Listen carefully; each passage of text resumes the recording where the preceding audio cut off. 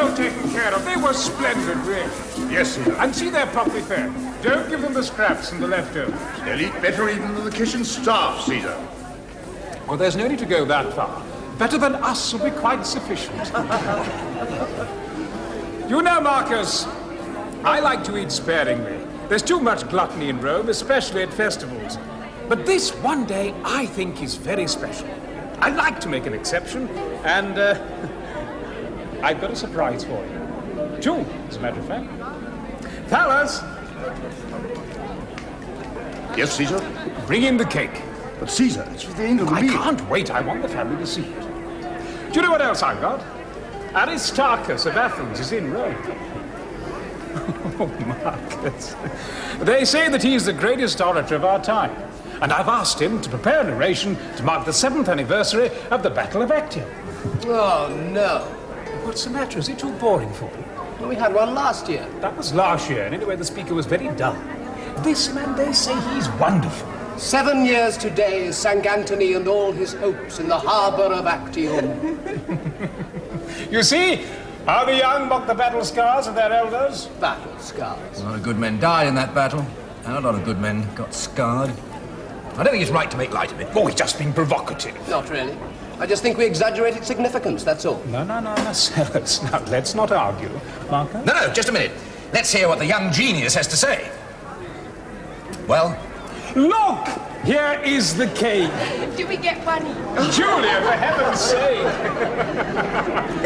There, Marcus, do you recognize it? Yes. It's my ship. Yes, it's the one that you made your headquarters. She was a fine ship. Ah, that must be you, Marcus. The candied cherry in the prow.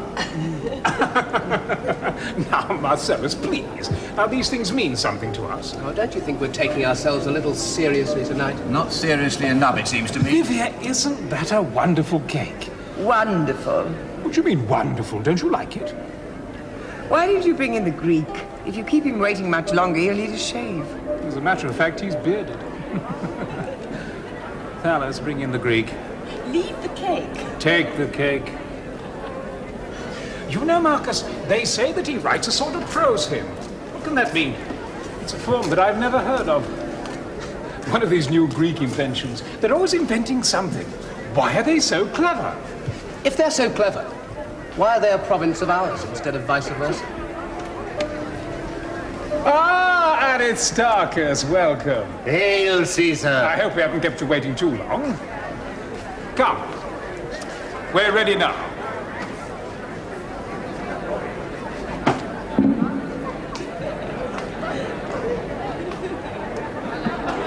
Give us your piece. Give me your piece, Caesar, and I shall gladly give you mine. Yes, of course, I'm sorry. Tell us.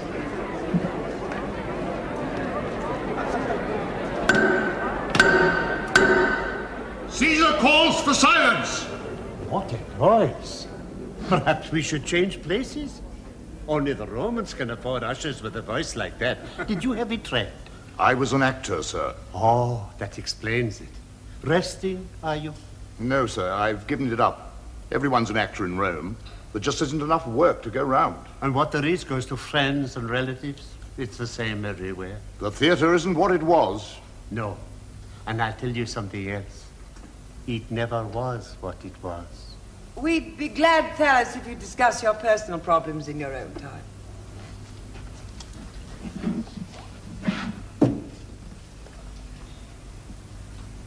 Today is a day to drink and dance. Let us rival the priests of Mars with feats to deck the couches of the gods.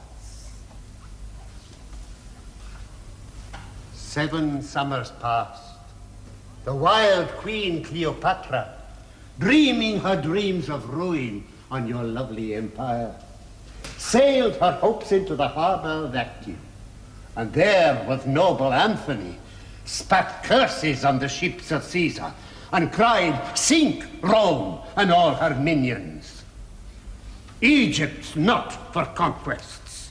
But words do not kill, and curses sink no ships. Before the wind had changed or she could catch her scented breath, mighty Agrippa. Marcus Vipsania Agrippa, old friend and commander of the armies of Augustus, Emperor of Rome, a most remarkable man.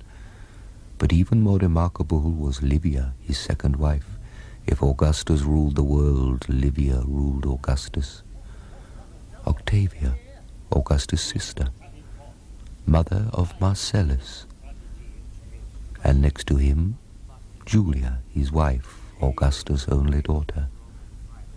Augustus was now clearly preferring Marcellus over Agrippa, and Agrippa knew it.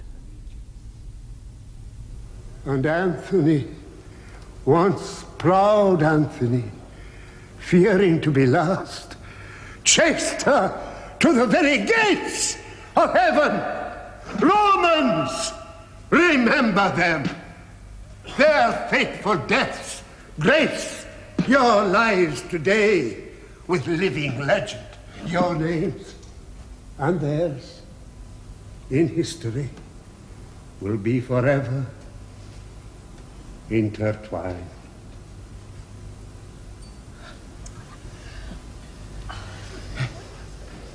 Wonderful.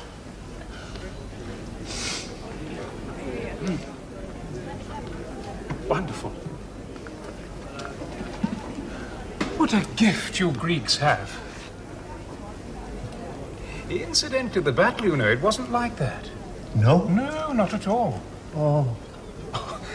But you described it poetically. I understand that. Use poetic license. I'm used to that. As a matter of fact, I write a little poetry myself. Could I show it to you sometime? I should be honest. It's nothing professional, mind, but, well, it's not bad, though I say it myself. Ah, Pallas has found a place for you. There, we'll talk some more later. Wasn't that beautiful? Doesn't know much about naval battles. Well, it wasn't that much of a battle, was it? I beg your pardon? Well, one wine-soaked lover and his Egyptian whore. I could have put up a better show myself, and I was only a child. Now, Marcellus. Well, come, let's not fool ourselves just because we fool the public. You know a great deal about it, do you? Yes, I do. I've studied that battle, and I'm not impressed. You talk about it as if it was some kind of famous victory, when in fact the result was a foregone conclusion. Look, why